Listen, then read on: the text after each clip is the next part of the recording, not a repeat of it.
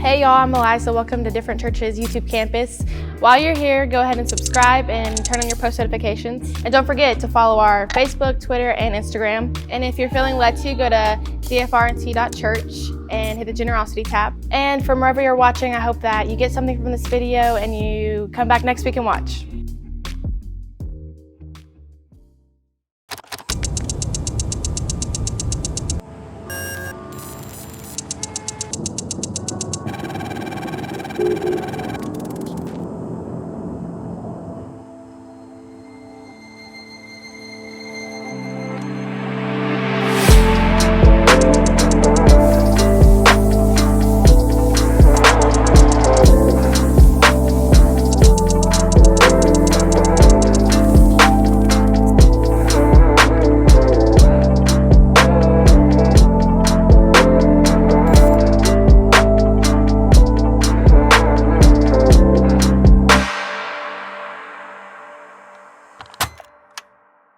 Different Church, welcome. Hey, real quick, if you're a part of our YouTube campus, man, I just want to say thank you for being a part. Everybody that's a part of our 615 location. Now, real quick, and I know that you don't know this, but if you're watching on YouTube right now, because we see behind the scenes, did you know that only 50% of the people that watch our YouTube campus are actually subscribed? Now, here's why being subscribed makes a difference for us, okay? People find Different Church on YouTube a whole bunch of different ways, right? We produce books of the Bible, we do girls' devotionals, we do all different types of stuff on our YouTube channel. So when somebody just types in Audible Bible, the more subscribers we have, we're able, and I don't know if you've ever read the Bible on Different Church's channel, but it has a hip-hop beat to it. It's more engaging than just somebody reading and putting you to sleep. So the more people we have subscribed, it doesn't make us, we don't make more money off that, none of that. All it does is it helps us when somebody's searching for something spiritual or to grow. It just shows up, we show up first. And so if you would, like I said, 50% of people that watch, they're creeping. They're not subscribed. So if you would you just click the subscribe button? That makes a huge, huge difference. We're in the fourth part of our Not the Same series as we talk on what does being different, because the definition of different is not the same as or unlike. Not the same, being different. And can I tell you, the older I get, the harder it is for me to be different. I think that there's something in us that wants to be a part of what everyone else is doing. But I really do think that God placed something different in every single person's life. He created you weird and special and different. He created me different. He created this girl. He created us all different so that we could all do something different on this planet to reach somebody that I'll reach somebody you'll never reach. You'll reach somebody I'll never reach. And that's the cool thing. That's what's awesome about it. But and I mean, and it's so funny, the older my daughters get, the less different. I remember whenever they were babies, they could care less what anyone else thought. They were hanging out, they'd wear a mismatched sock, they would put underwear on their head, and they're ready to walk outside. They were different. But the older they get, they can't go to school wearing something like that. No one else is wearing that. Well, I can't look like that. I can't say that. Dad, we have to see this movie. Everyone's seeing it. They lose that edge of what, just stepping out. Because have you ever been somewhere and you see, like you walk into a room, a party, or a get-together at work, and there's one person that sticks out? And you're like, what's up with that? Like, for some reason, you're just drawn to them. You know what it is? They're not the same, are they? They're a little different and they stick out from everybody else. And it's like the more we live, the older we get, the more we're in church, the more we're at work, the more we're with family, whatever, the more we have this thing where we just want to fit in. We just want to fit in and not look different, not bring attention to ourselves. But I do think that God made you different so that people could see what thing He put in you that makes you special. Because here's what I'll tell you. When you follow the crowd, you get the crowd's blessing. You get the same favor, you get the same blessing as everyone else in the crowd. But when you step out from the crowd and you embrace who God created only you to be, that's when you get the favor and the blessing that's specific to you. But you don't receive that blessing when you look like everyone else. God's like, man, I want to give you this thing, but you look like everyone else. I can't do this yet. God's calling you. Step out of the crowd and become who God's created you to be. Stop trying to look like everyone else. But there's something in us, isn't there? But I think that there's blessing and favor when you step out and you're different. So, a lot of people don't know this about me. I haven't always been a pastor. Okay, so whenever I was in like high school, I pursued hip hop. I was a rapper. Middle school, high school, I was a rapper. And then whenever I got out of that and I was trying to be a Christian, I was trying to be saved and all that, I started working in the church. But for a season, I actually worked in sales. Okay, so I worked a normal job, just like not a pastor, not preaching all the time. I worked in sales, okay? And basically what you do in sales is you'd walk up to a door. Hey, what's going on? Here's what I'm trying to sell you. Have a good day, right? And I would wear like just, khakis, a button-up shirt, and I'd walk in. Hey, my name's Tyler. Nice to meet you. Here's what I'm selling. And nothing would happen. I wouldn't sell anything. The lady or the guy that's at the front desk would say, okay, I'll take your business card. I was just like everyone else trying to sell them. So then one day I was like, man, what would make me stand out and make them want to call me back so that I could sell them? So I was like, you know what? Because, when you're in sales, you're passing other salesmen selling stuff too. And they all looked like me. Khakis, dress shirt, a tie. And I was like, you know what? I've never seen a salesman wear a bow tie before.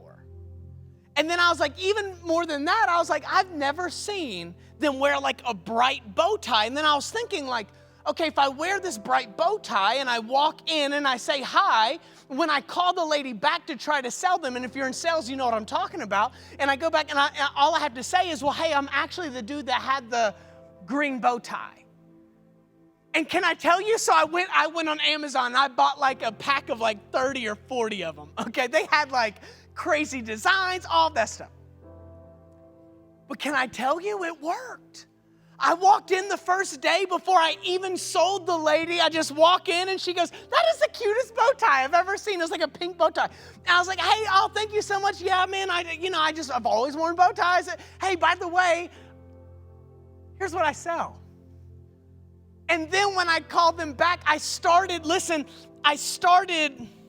selling a little more. I started being remembered a little bit more. All because I decided to do, hear me? Because I decided to do what no one else was doing. And I think that God made you to stand out for a reason so that you can receive and do things that no one else is doing. All it took for me was to stand out I wasn't any better than them. They had been doing it a lot longer. I just thought, what's something no one's doing? But you have to get out of the I have to look like everyone else mentality. And that's what Peter and John did. As we've walked through this whole passage, we've been going verse to verse to verse to verse. That's all they did. What is no one else doing? That's what we're going to do. And that's how we're going to rescue people. That's how we're going to change people. By doing what no one else wanted to do. So if you have a Bible, we turn to Acts 3. We're just verse 9 through 12. I need to start wearing bow ties again. I don't even think we have them anymore. Verse 9, look. All the people saw him, talking about the paralyzed man that's been raised. And if you haven't kept up to date, just go back and watch the other series. Verse 9, all the people saw him walking and heard him praising God. When they realized he was the lame beggar they had seen so often at the beautiful gate, they were astounded. They all rushed out in amazement to Solomon's colonnade where the man was holding tightly to Peter and John. Verse 12. Peter saw his opportunity and addressed the crowd. That's where we'll stop. Verse 9, look. What does it say? All the people saw him. All the people saw the lame man, the person that had been raised from being paralyzed. When you have an encounter with Jesus, people will recognize you. When you're really changed, when God does something inside of you, somebody will notice. Somebody will take notice. But that requires you to share what God did in your life. Because when God does something, hear me, when God does something in you, it changes everything and everyone around you. And if you're having a hard time, man, no one notices me. No one recognizes me. Nobody sees me. If you ever feel that way, you've got to ask, when do people see Jesus in you? Because people, saved, not saved, go to church, don't go to church, they recognize Jesus. They recognize joy. They recognize peace. They recognize hope. They recognize mercy. They recognize humor. They recognize the traits of Jesus. And they saw him. That's what it says. It's like he stuck out now. The same guy, hear me, the same guy that they had been passing day after day, month after month, year after year, they recognized him. They recognized him. When Jesus changes something inside of you, it doesn't matter what happens around you. You may not have the money in the bank. School, you may be failing. Relationships are failing. It doesn't matter. You can walk in joy. You can walk in peace. You can walk in hope because God did something inside of you. So it doesn't matter what happens around you. Yes, my struggles on earth may be great, but my God's greater. It says they saw him. He stuck out. There was something about him that made him stop and stare at this man. And I want people, when I walk in a room, not because they see me and they think I look so great, but because I have the joy in the presence of a storm. I have a peace when I shouldn't have a peace. That's what makes you stick out when you bear the fruits of the Spirit. And now this man who had been begging for his whole life, he's walking in smiling for the first time. When was the last time you walked into your job at 8 o'clock in the morning smiling? When was the last time your kids, when they were doing something they shouldn't have, heard grace and mercy? When was the last time your husband or your wife, your boyfriend, fiance, whatever, felt forgiveness from you? That's how they'll see you. That's how they'll see Jesus in you. That's what makes you different. That's what does it. It's not so people could see me. It's not so people could see Peter, John, or the guy that had been raised. None of that. It's so they can see Jesus. Verse 9, but as it keeps going, all the people saw him. Well, they saw him what? Walking. They saw him doing what they said he'd never do. I hope people look at me and see me doing something that they never could have imagined I'd ever do. Not because I proved them wrong, but because God did something in me and elevated me forward. That's what they saw him doing stuff they never could have imagined. All the people saw him walking and what? And heard him praising God. They heard him praising God. I've got to ask you, when was the last time your boss heard you praising? When was the last time your wife caught you praising? When was the last time your kids caught you praising? When was the last time your friend group caught you praising? Worship sets you apart. In the midst of a storm, worship will make you different. Your ability to worship will set you apart. But not only that,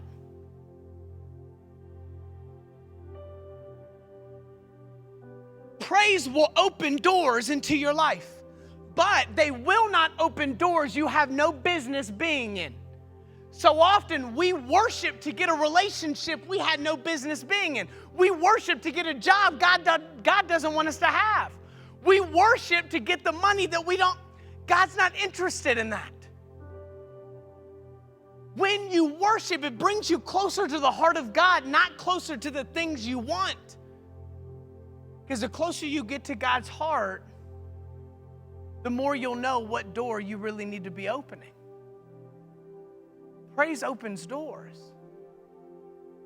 But we try to praise our way. Listen, we try to praise our way, pray our way, study our way into a door that was never designed for us. You ever feel like every single door around you is closing? You're trying to open the door. You're trying to open the door. You're trying to open the door. Maybe that door isn't for you. That path God doesn't want you to walk down. When you spend your time praising, when you spend your time worshiping, then when you open your eyes and you look around, you see there's more than this one door. There's more than this one relationship. There's more than this one job. And you begin to look around. Worship changes your perspective. Rather than going to every single door in the world trying to get in. No, it's so much more than that. Yes, praise opens doors, but it really changes your perspective to see a door that's been unlocked the whole time. You don't even have to try to get into it. It's already open. You don't even got to open it. You don't. So I got to ask you, when was the last time someone caught you praising?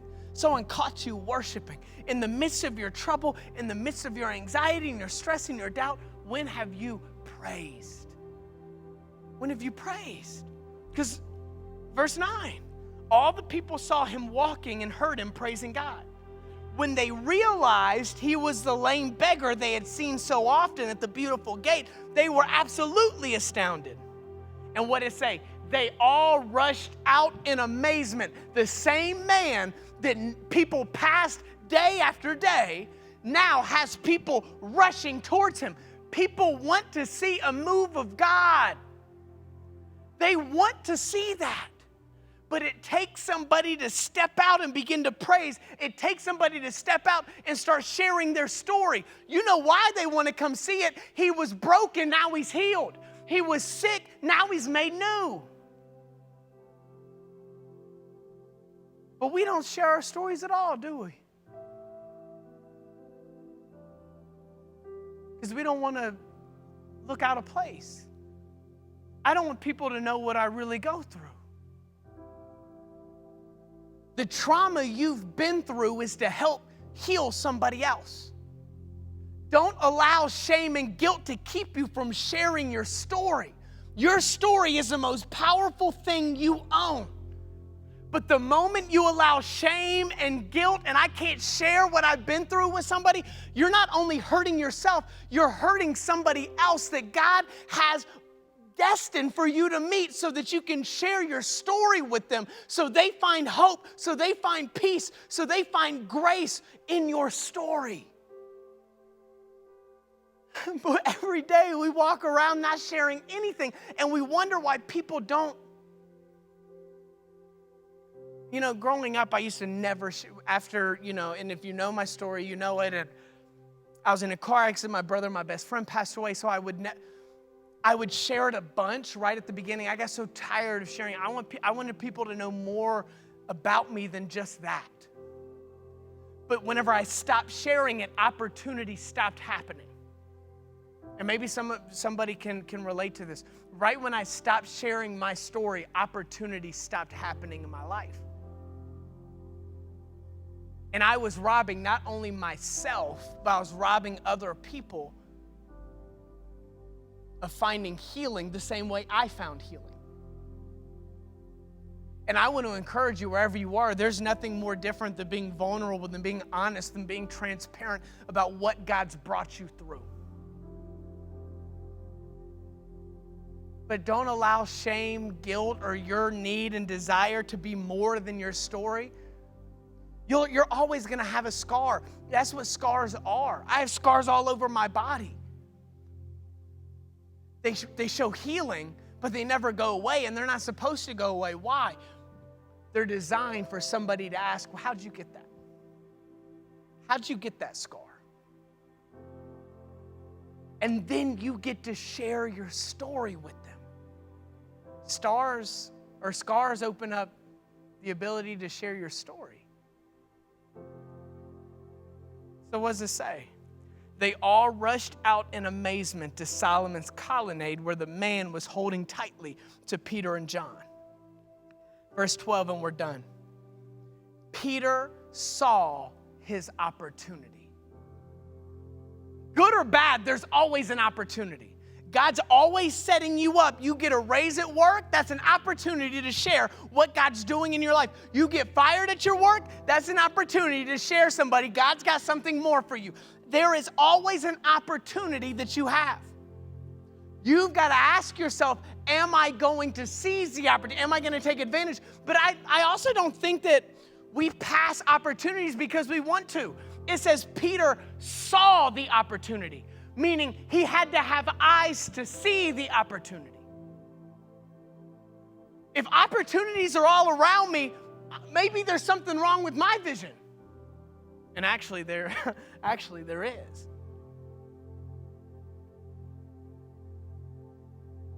I wear contacts, okay? So every single morning, I've got to wake up and the first thing I run to is what? My contacts. Why? I can't see without these things. I can't see anything. I can't accomplish anything without my contacts. In the same way, you can't see the opportunity God has in your future if you can't see, if you don't have eyes to see the opportunity. So every single morning, like I run to the contacts, do you run to prayer? Do you run to reading the word? Do you run to worship? Because if I keep missing opportunity, but I know God's putting it in my path, I have to ask, do I have eyes to see the opportunity in front of me? It says Peter saw an opportunity. Not an opportunity fell and it accidentally slapped him in the face. No.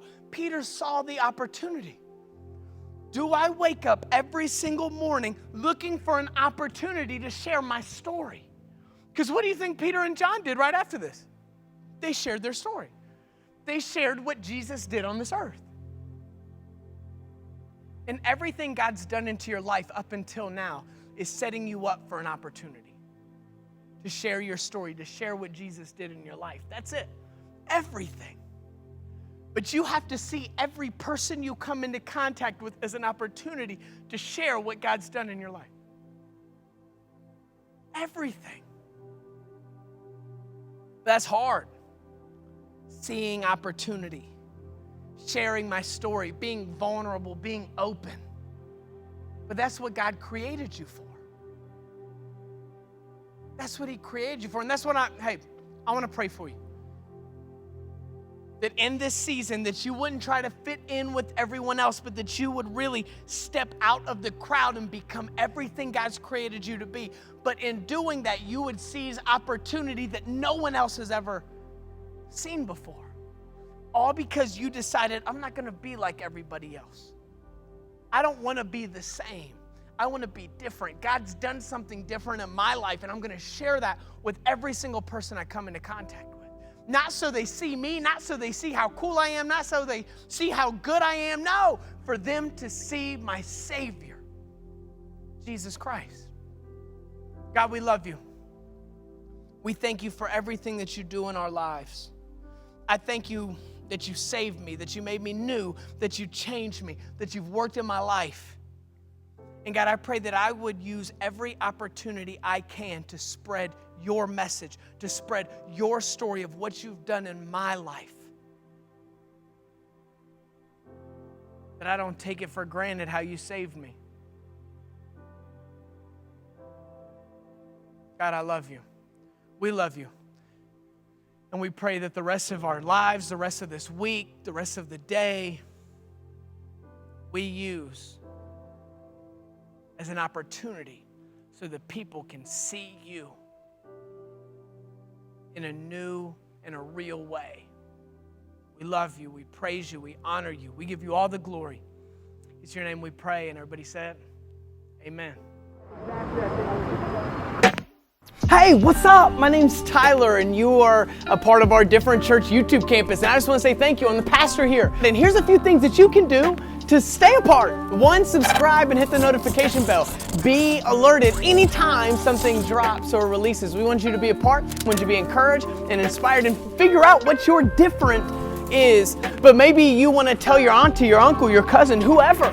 Maybe you want to send that, just share it. Because what I've learned in ministry, people will open a link to a church long before they ever open the door to a church. And maybe you're on Instagram or Facebook or Twitter. Follow us, Different Church Nashville. Be a part. See what we're doing every single day. And maybe, last but not least, you're an OG. You're a real one. You really want to get plugged in. All you got to do is go to different.church. That's DFRNT.church. Find out more about us, the church, how to give, how to be a part, all of that. But I love you, and I will see you next video.